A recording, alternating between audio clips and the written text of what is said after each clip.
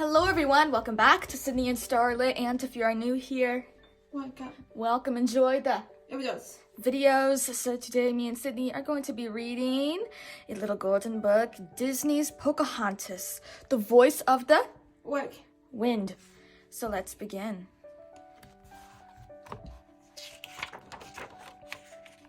A soft breeze tickled the new green leaves, and white and yellow crocuses bloomed in the meadows. Spring had come at last. Every hand in the village was set to planting. From morning until late afternoon, Pocahontas planted seeds in the dark soil.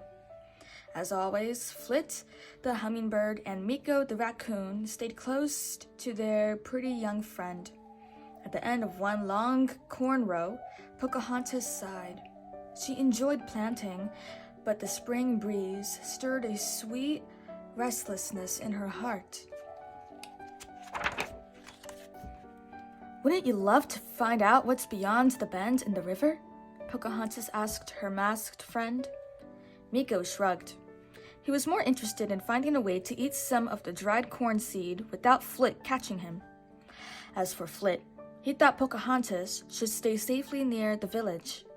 He didn't care what was beyond the river bend.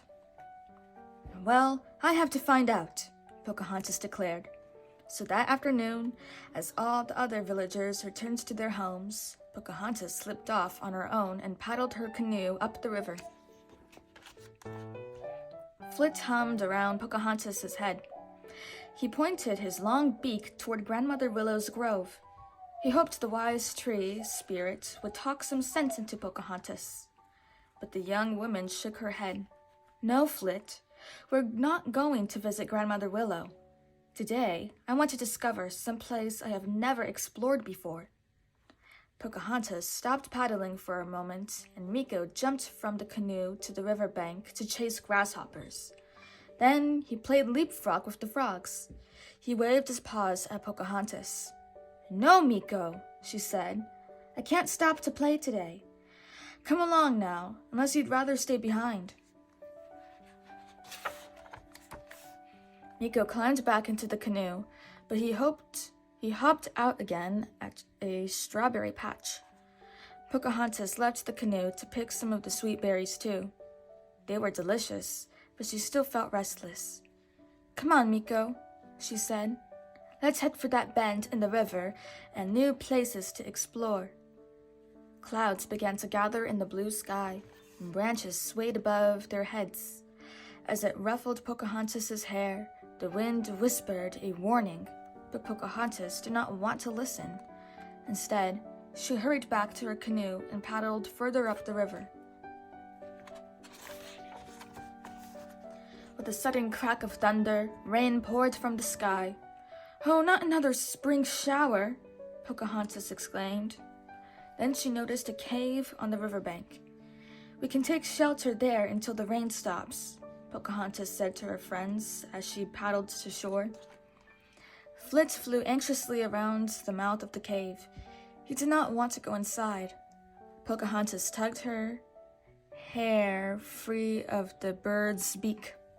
"Stop being silly, Flit," she scolded. "It's just a cave." Meeko hesitated at the dark entrance. "Are you afraid too?" Pocahontas asked him, shaking her head. Pocahontas marched boldly into the cave. "At least it's dry in here," she said, shaking the rain water from her long hair. "We can build a fire," she added, gathering some sticks. Just then, a low growl rumbled from the back of the cave. Meeko hid behind Pocahontas. Flit flew up the ceiling. Pocahontas stood still, listening. Goosebumps tickled her damp arms. "What was that?" she whispered. A huge black bear stepped out of the shadows. It was waking late from its winter nap, and it wasn't at all happy to be disturbed. Flit flew around the bear's head, hoping to distract it so Pocahontas could run away, but the beast just growled at the tiny bird. Meeko offered the bear some strawberries. He thought the sweet berries would keep the bear busy while Pocahontas tiptoed out of the cave. but the berries were gone in seconds, and the bear was still mad. Pocahontas' mind raced. What can I do? She wondered. She thought of her friends and of wise old Grandmother Willow, and that gave her an idea. Wasn't Grandmother Willow always telling her to listen to the wind? So Pocahontas listened. At first, all she heard was the whoosh of the storm, but soon she heard the wind's own wild song. She started to sing along. Pocahontas sang of springtime, of the sun, of the wind, of the new green leaves. She sang of the river winding between the mossy banks. She sang of the seeds in the dark earth, drinking the rain. Flit hummed along, and Meeko drummed on some stones. The bear stopped and listened. Soon he lowered his paws and sank to the floor. His sleepy head dropped onto his furry chest. Before long, the big bear was fast asleep. Pocahontas put a finger on her lips. Meeko and Flit understood her at once. They followed her silently out of the cave. It stopped raining, Pocahontas said, once they were outside. The last rays of the settling sun glimmered on the river. Raindrops sparkled on the new leaves.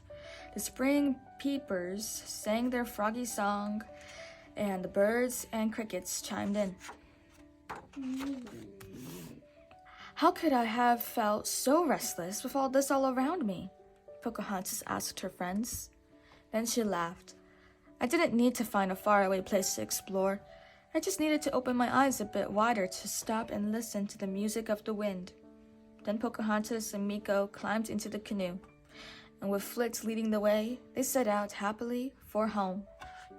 That is the end. So that is it for today, everyone. Really hope you all enjoyed it, and we'll see you all next time. Bye-bye. Bye-bye. Pick out your favorite page.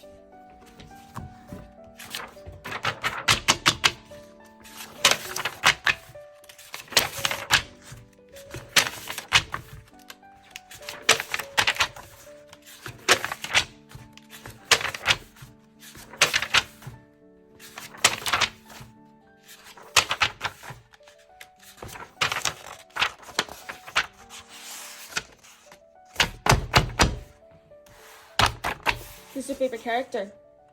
Meeko. Meeko. Good choice. Bye-bye. Yuck.